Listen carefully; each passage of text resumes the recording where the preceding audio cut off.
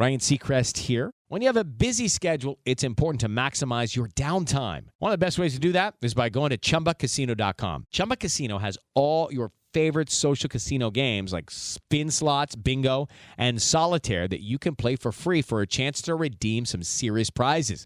So hop on to ChumbaCasino.com now and live the Chumba life. Sponsored by Chumba Casino. No purchase necessary. VGW Group. Void where prohibited by law. 21 plus. Terms and conditions apply.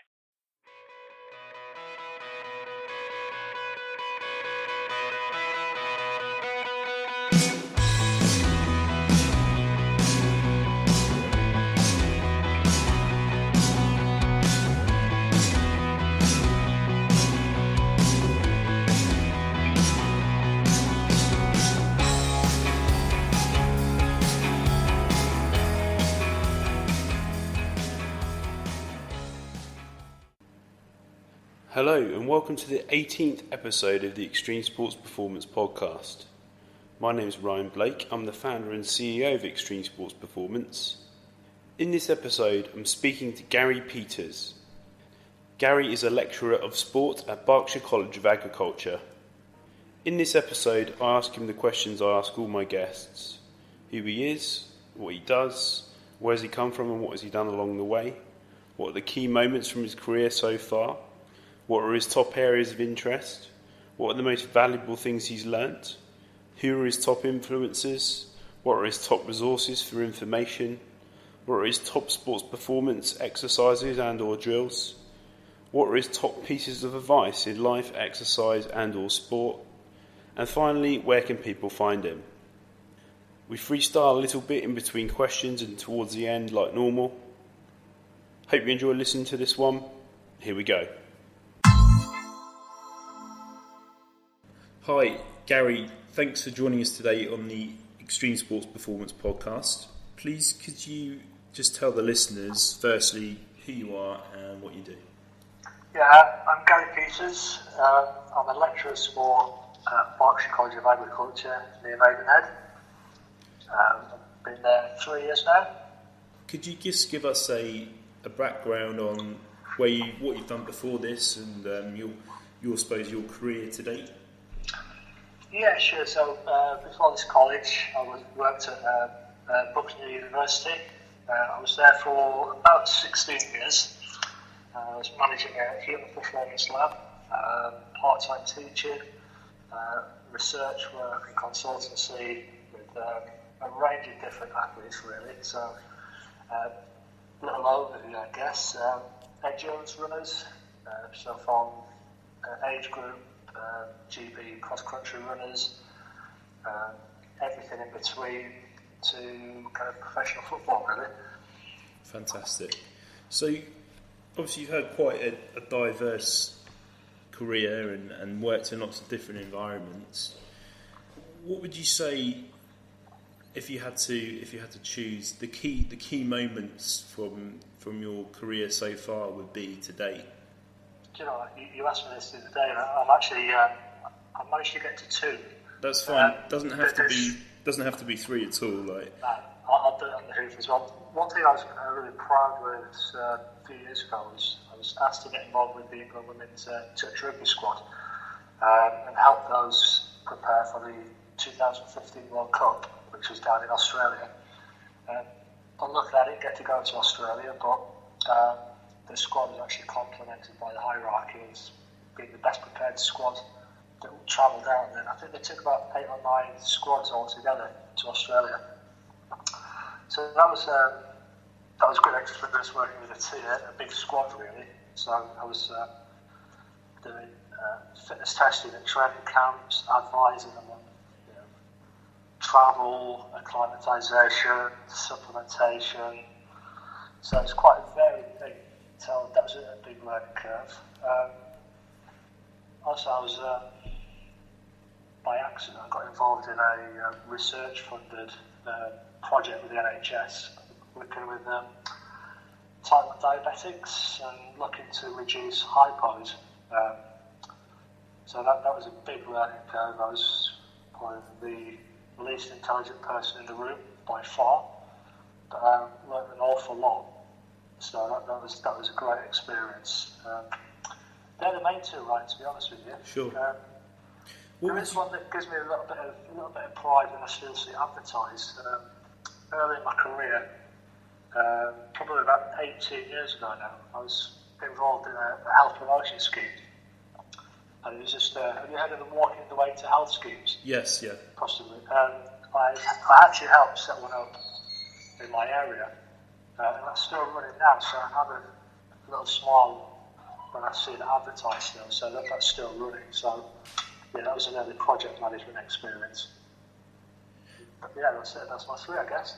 Fantastic. Just to kind of come back to those points, with regards to the touch rugby players, what were the biggest challenges that they had that you found that you could have helped them with the most?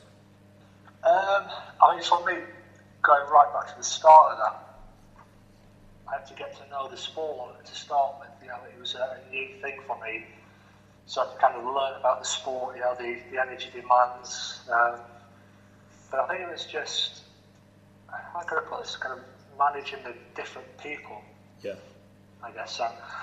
Basically, these come from all over the country for training camps. They were kind of contacting me via email in between camps and the odd kind of FaceTime.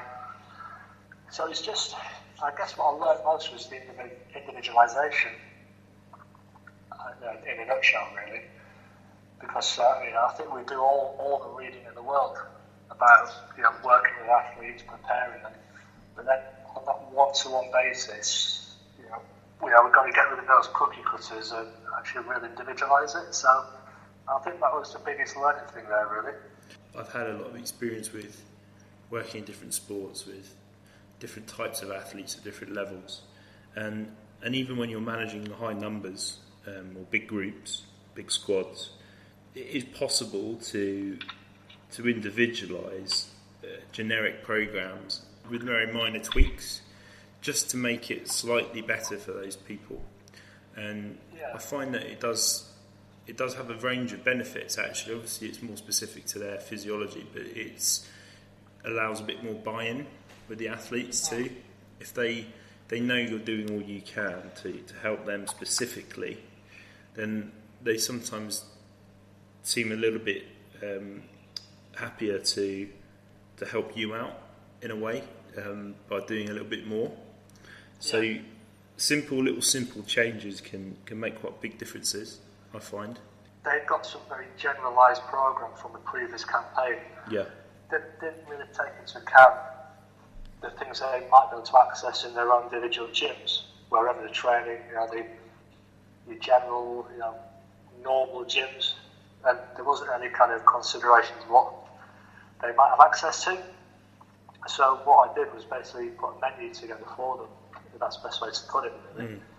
So trying to get to the same end point, so maybe some Olympic lift variations, trying to, power development, that kind of stuff, but trying to just work with them. So, look, what have you got access to, or we'll work with it. So they were like emailing the pictures and paragraphs of what they had access to, and then we just made that work, really. So that, context. I think giving athletes a menu of options is such a valuable tool, because it gives them more freedom to play around with different exercises. I think it also gives them the feeling that they have a bit more control of their own program, which again really helps with buy-in and communication and building that relationship with an athlete. So just coming back to the diabetic project you said you work with, what would you say the main takeaways were that you got from that? Well, not as bright as I thought I was. But no, I think that was just, it was a whole new world for me, that. Especially at the time, my sister was just being diagnosed with type 1 diabetes. So it's just learning about the condition, how quickly hypos can come on, and how to manage them really well. Met some really interesting people. I don't think there's any overwhelming take-home message there. It was just a great learning curve, really. Sure. All new knowledge. Yeah, it's great. So, what would you say your your top areas of interest / kind of research are at the moment in your kind of main disciplines? A lot of my stuff at the moment is looking at kind of teaching and learning concepts, really, how people learn, how to differentiate approaches in the classroom, but I'm probably not doing as much sports science kind of stuff as I'd like to. But I think from a sports science perspective, a typical interest for me is just how to improve performance, really. That's quite a generalistic answer, but just how people can get better.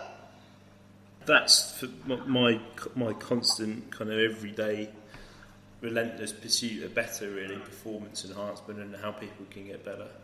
And one thing I've found I do a lot more now is have a lot more conversations with people and try to read as much as I possibly can when I get the chance. But it's a question that I'm never going to fully answer, but it's one which I like to think that I could probably answer a little bit better each day. I seem to find out a little bit more information about things that I didn't know previously. Step into the world of power, loyalty, and luck. I'm gonna make him an offer he can't refuse. With family, cannolis, and spins mean everything. Now, you wanna get mixed up in the family business. Introducing The Godfather at ChumbaCasino.com. Test your luck in the shadowy world of The Godfather slot. Someday, I will call upon you to do a service for me. Play The Godfather now at ChumbaCasino.com. Welcome to the family. No purchase necessary. VGW Group. Void where prohibited by law. 21 plus. Terms and conditions apply. Are there any kind of key systems or processes that you're using to help with that at the moment? Try and answer that question. Continually reflecting on practice is the key thing. Yeah. Even daily, weekly, what's gone well, why did it go well, how can I make things better, and that's the stage for the academic year that we're at. Today is the last day of the term, but this morning I've already been planning or an overview of classes for next February, March, April. So just looking at what I did this year for a particular unit. I tend to teach most of the physiology here. So looking at what went well this year and how we can improve things. So it's just that continual reflection, continually practicing new skills. The old adage, perfect practice makes perfect. So just continue trying new things, practicing them out, and just reflect and reflect and reflect. I think reflective learning is something that I never used to really value very much, because I thought I used to know a lot more than I actually did. As the older I've got, I've realised I actually don't know very much at all. So I'm very comfortable with that now. Well, I was very uncomfortable with that previously. But reflective learning, I find, is something that's incredibly valuable, and it's something I think some people miss a lot, because it's very easy to think, I don't know the answer to this, I need to find out new information. When actually, if you just took a step back and looked at what you have done, what you're doing, prior to what you're going to go on to do, I think you can answer a lot of the questions that you feel that you didn't know that by doing that. Yeah. And it's just something that you need to get into the habit of. But yeah, like a reflective review process is so important, not just with sports science, but just, I suppose, just coaching generally and just general life relationships. Absolutely, yeah. Everything we do, just sit back after, as close to the event as possible. Just sit down, notepad and pen, think about what went well, what didn't, why didn't it go well, what are you going to do next time to make it better. I think that's kind of half the battle, really. Yeah, no, I completely agree. So, what would you say the most valuable things you've learned are to date, based on what you've done in the past, what you're doing at the moment? I think one thing I wish I'd have known 20 years ago, or felt 20 years ago, was maybe don't be scared of making mistakes. I think often, especially in sport, people are scared of making mistakes. especially as you get further up the ladder. But, don't be scared of making a mistake. That's our best learning. Yeah. So, and also, if we make a mistake, don't be scared to admit to it. I think a sense of accountability there, and being honest, taking it on board.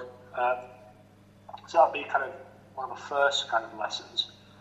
The second one, I guess, would be, this might sound a little bit mixed up and a little bit senseless, but know what you don't know. So, be aware of your gaps in knowledge, whether it be theoretical or practical. Don't be afraid of asking for help, and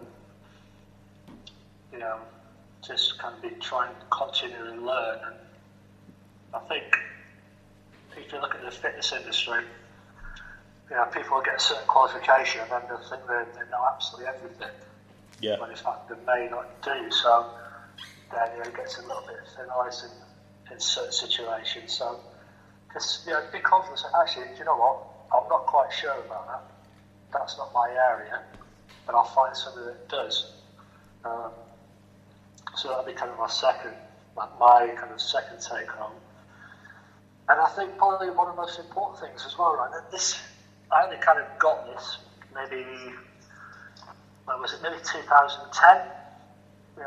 Even though I've been employed for 10 years at the time, but when we're in sports science or fitness, health, we're working with human beings.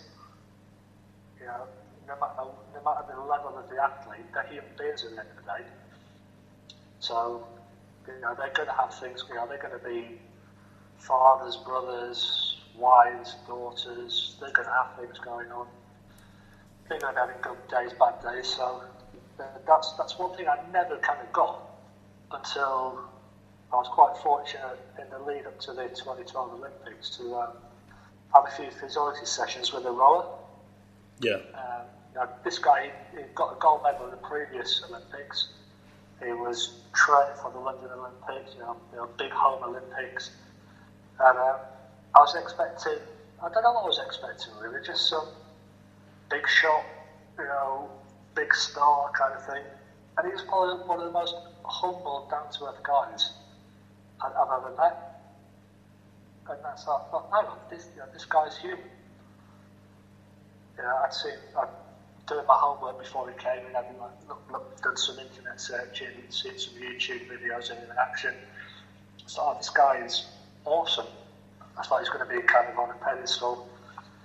But yeah, he was just down to earth, he was chatty, he was understanding what we're trying to achieve with him. So yeah, that was a big learning thing.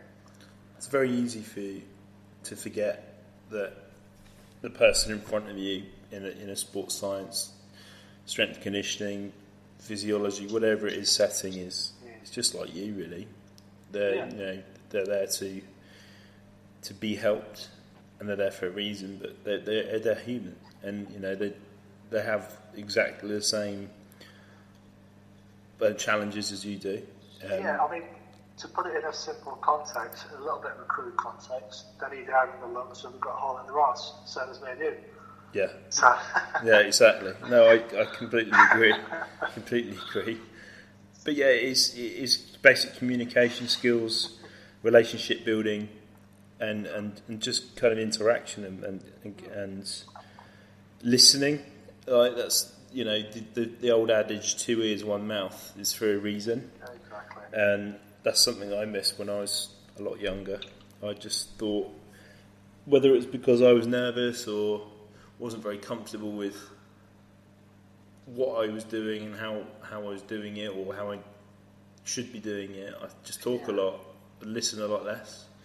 I think when we're younger, we're keen to impress, so we sometimes we say what we think we're hearing rather than what we're actually listening to. Yeah. So listen to the athletes. If you're there for a period of time with them, get to know them. What's their family like? What area do they live in? What are their interests outside? They're only if you work in professional sport, they're only professional athletes 3 hours a day. The other 21 hours, they're family people. They've got other hobbies and interests. So that's another kind of thing that I never kind of got, really. Sure, it's something that is always going to be like the question we were talking about before, like how to make people better, like how can you improve performance. It's one of those questions which could take forever to answer, and you might not even be able to answer it then. But it's an ongoing challenge for me of how to improve those areas, right, from a personal development point of view. Yeah, absolutely. It's a never-ending process, isn't it? And I think you have to be wary of people who think that they've worked it out, because as you know, there's a lot of different characters in the sports world, and big personalities, and some are brilliant at communicating and interacting with people very effectively, but others think they are, but they're really not. So it's a fine blend of art and science, really, I find. Yeah, absolutely. I'd agree with you there. So, definitely. Who would you say, Gary, like your biggest influences have been over your lifetime? At the moment, there's a couple of guys in education that do some really good stuff in terms of educating the educator. There's a guy in the States who's got a publication called Drop That Textbook, a guy called Matt Miller. Yeah. And he's just trying to get away from like a traditional, get everything on the whiteboards, everybody listens. A lot of his kind of approaches are quite interactive and just different ways of thinking. So I tend to, I sign up to his mailing list and I read a lot of the stuff that he's doing. In the UK, there's a guy that's got I think he's on Twitter, I think his handle's Teacher Toolkit. And he's called, I'm just trying to remember his name, I think it's Ross Morrison Gill. And he's quite an experienced educator. I think he's doing a doctorate at Cambridge University in education. But again, he's puts a lot of things out there to try and improve productivity and make things less of a burden for the teacher, really.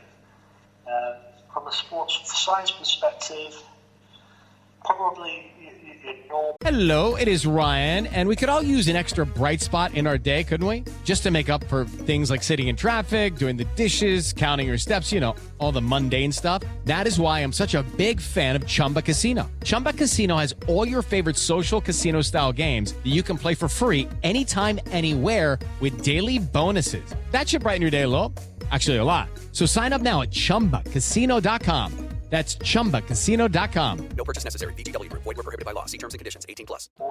Standout people, your Professor Andrew Joneses, your Stuart Phillips at McMaster in Canada, who's a nutritionist.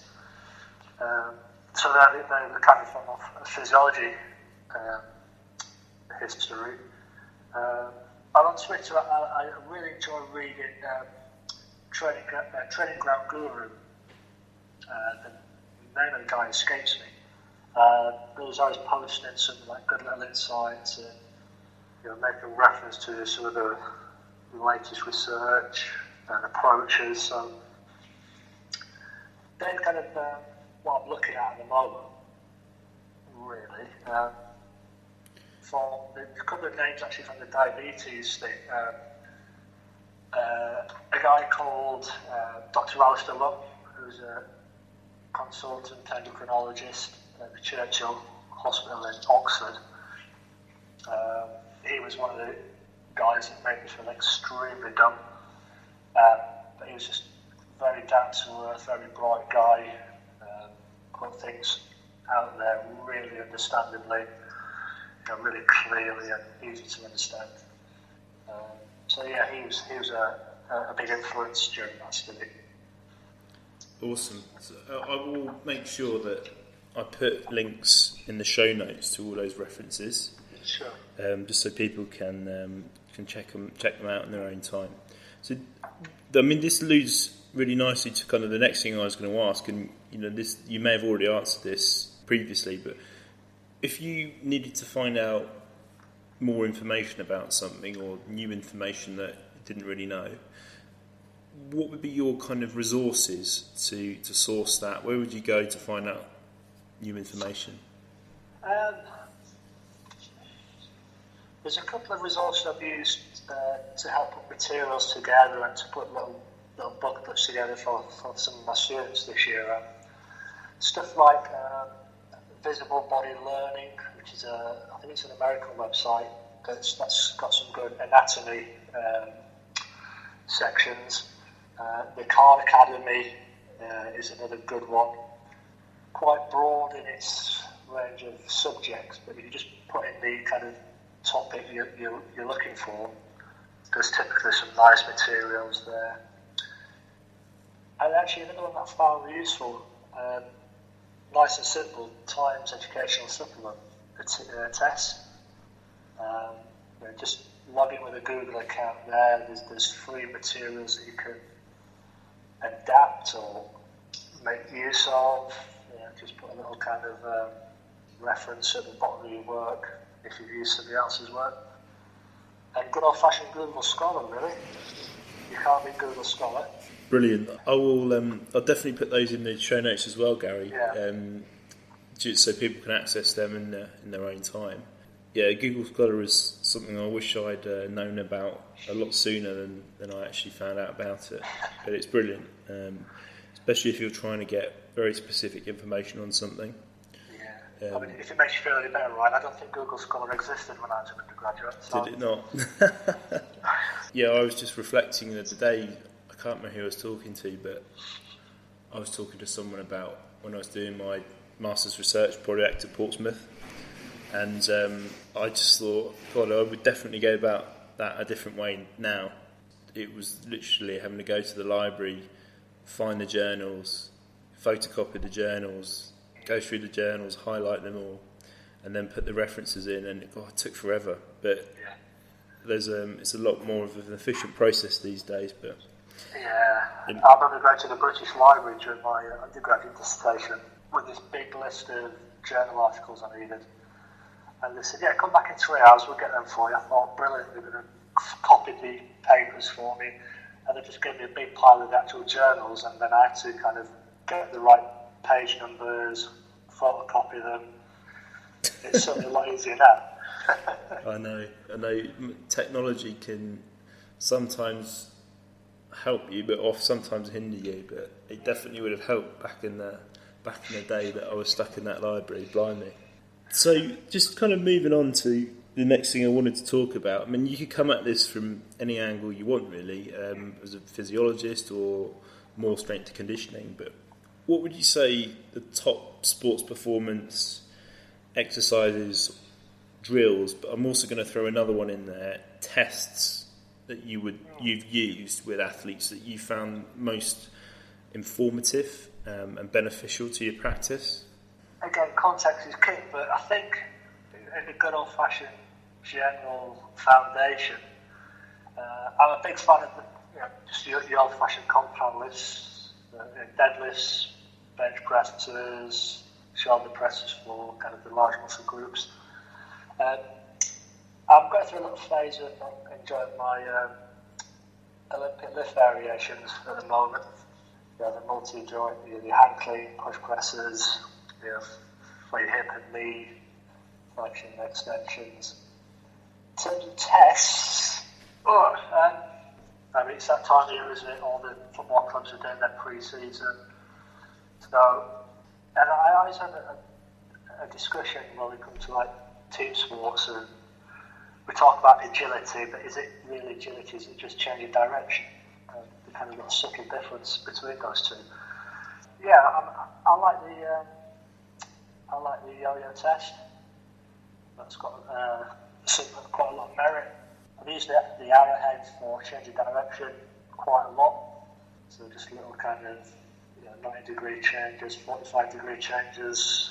I think luckily a lot of football clubs, even at semi-professional level, have got away from the just running around the pitch as many times as you can before you're sick kind of approach. So I think if we want to get faster sprint, I don't think a lot of clubs do enough sprint work. I think that's something that people could make use of, whether that be assisted or resisted sprinting. Just find out what you want to improve on, and then but I think definitely a good foundation would be kind of your compound lifts or your kind of Olympic lifting variant. If the athlete's a little bit more advanced trained, perhaps maybe not complete new to the conditioning world, but if they've got a little bit of a background, I think they're definitely useful. Thanks for those insights, Gary. That's really useful. I do like asking people that question because everyone's got a different answer. Yeah. But as you said, and to quote Martin Boucher, like, context is king. And it's it's not a very straightforward question to answer generically. You could go on you could do a whole podcast about this, but with regards to the yo-yo test specifically, I have something that I use a lot because it's very simple to carry out. You can do lots of athletes at the same time. You can quite easily then program maximum aerobic speed training or quite accurate anaerobic training based on their results, depending on what kind of format you want to do it in. I work with multiple sports teams at the moment, particularly with rugby and football, cricket.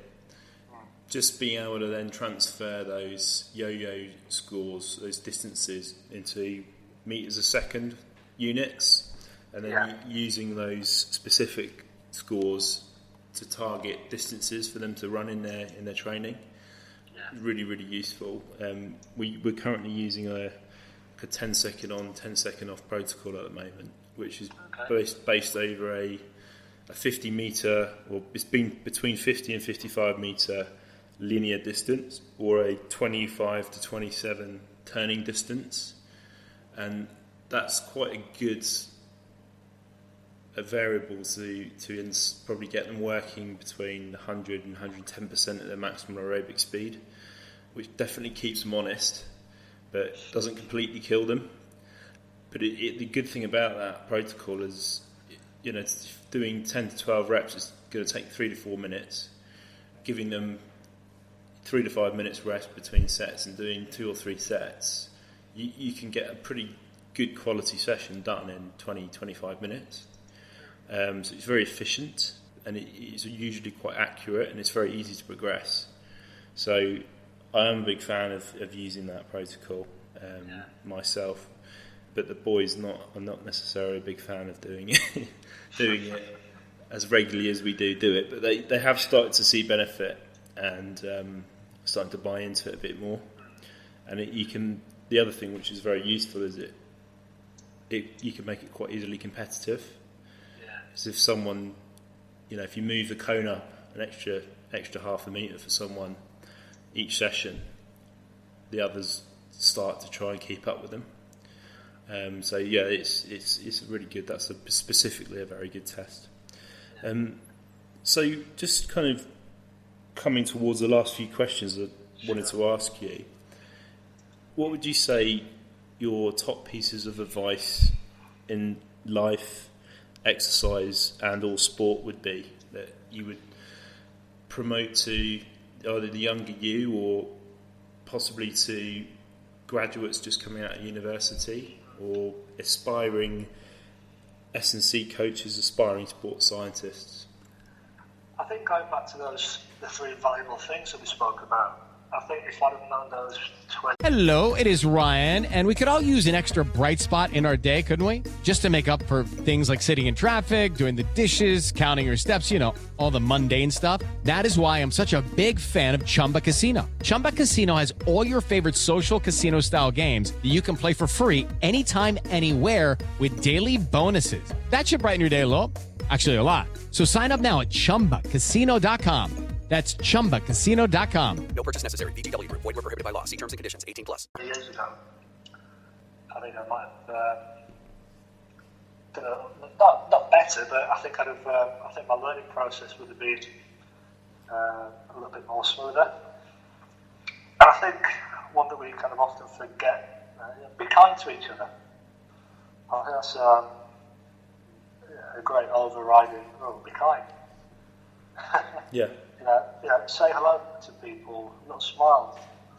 That acknowledgement can go a long way. So, and if you're working with a group of people, I was sort of taught by Roger Anoka. Obviously, he's one of the All Black kind of support staff, isn't he? And it actually made reference in a book that I really enjoyed last year called Legacy. I can't remember the author. It talks about All Black kind of philosophies. And I'm a big fan of the no dickhead rule. And they describe the dickhead as people who put themselves ahead of the team, that people who think they're better than they are, that don't necessarily operate within the rules of the squad, think they've got a sense of entitlement. So I'm a big fan of that as well.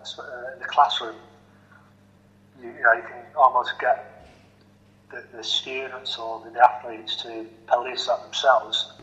But yeah, I'm a big fan of the no dickhead rule, definitely. Love it.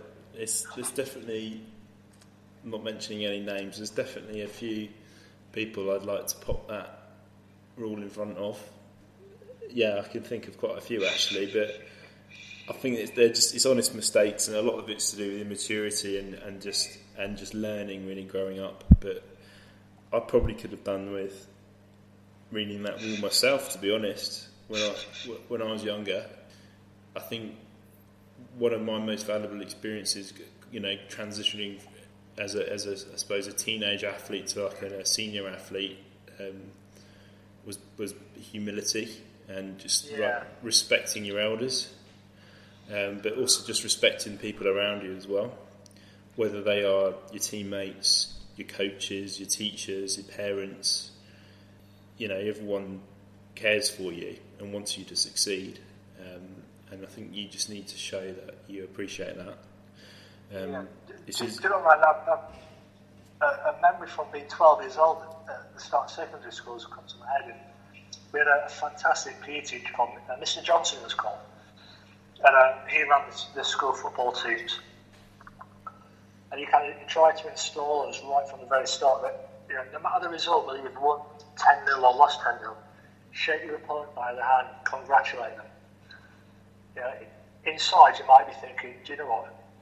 I want to do you next time. You were lucky.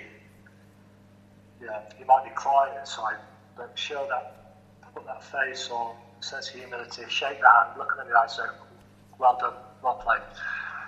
And that's just come to mind again. So that shows what a simple message, how effective a little message like that can be.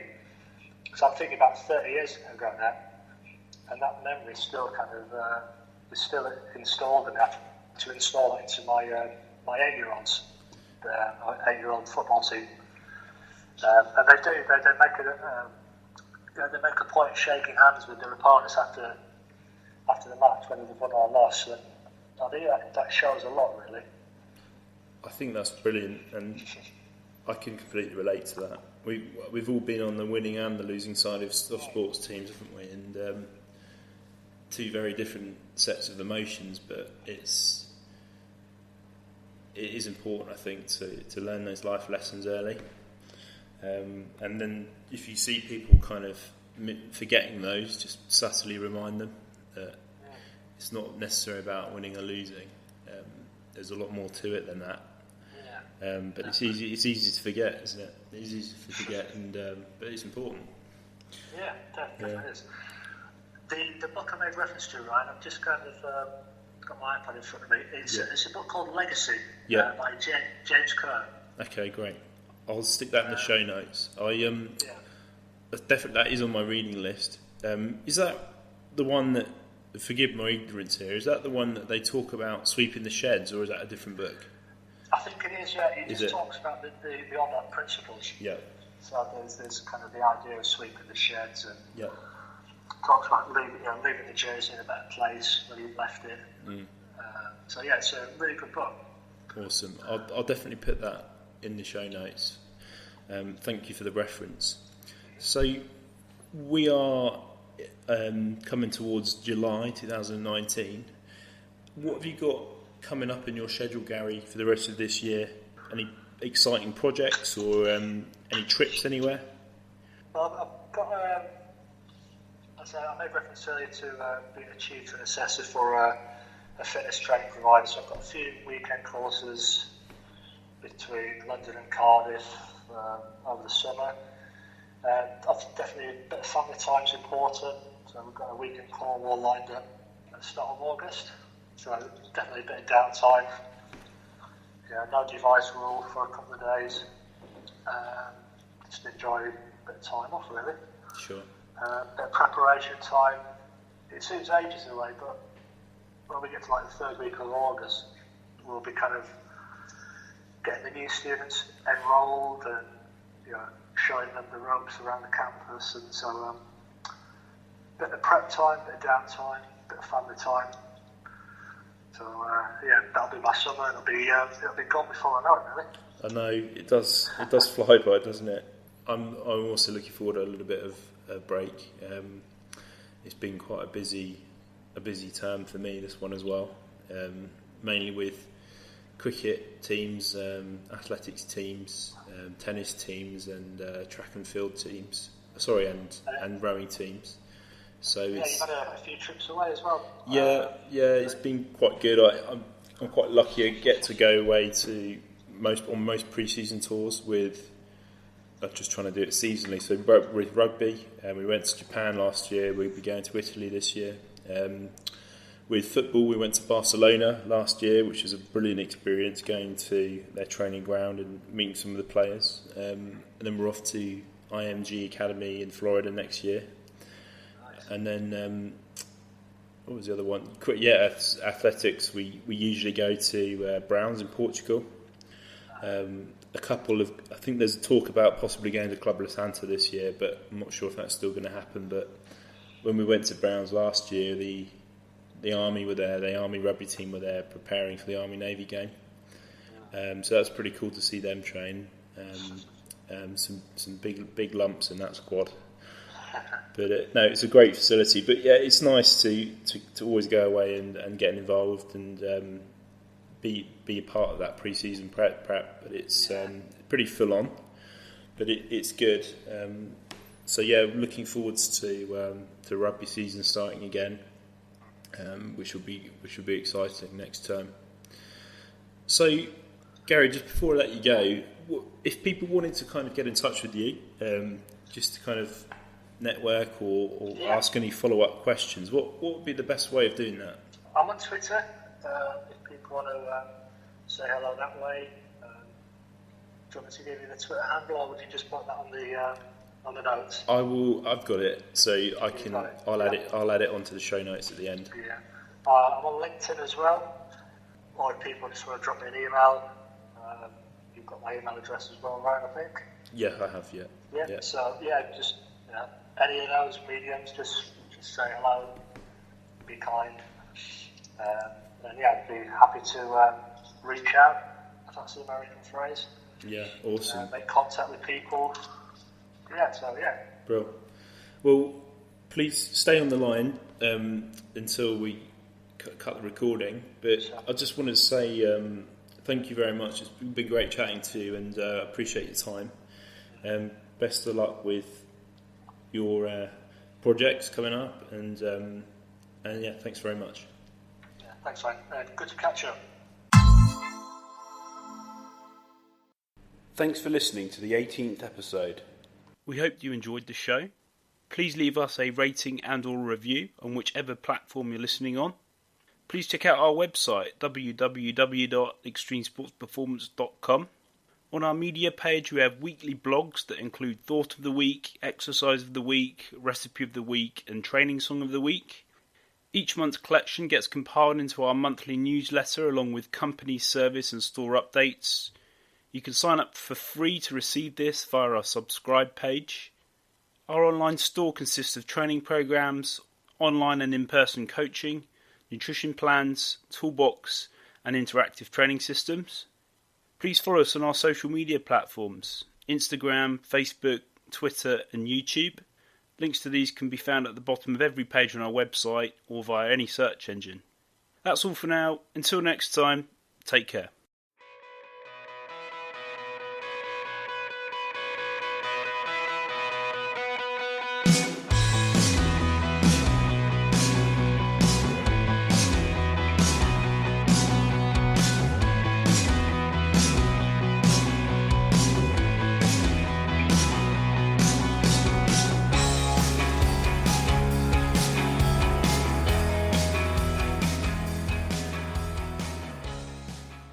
Step into the world of power, loyalty, and luck. I'm gonna make him an offer he can't refuse. With family, cannolis, and spins mean everything. Now, you wanna get mixed up in the family business. Introducing The Godfather at ChumbaCasino.com. Test your luck in the shadowy world of The Godfather slot. Someday, I will call upon you to do a service for me. Play The Godfather now at ChumbaCasino.com. Welcome to the family. No purchase necessary. VGW Group. Void where prohibited by law. 21 plus. Terms and conditions apply.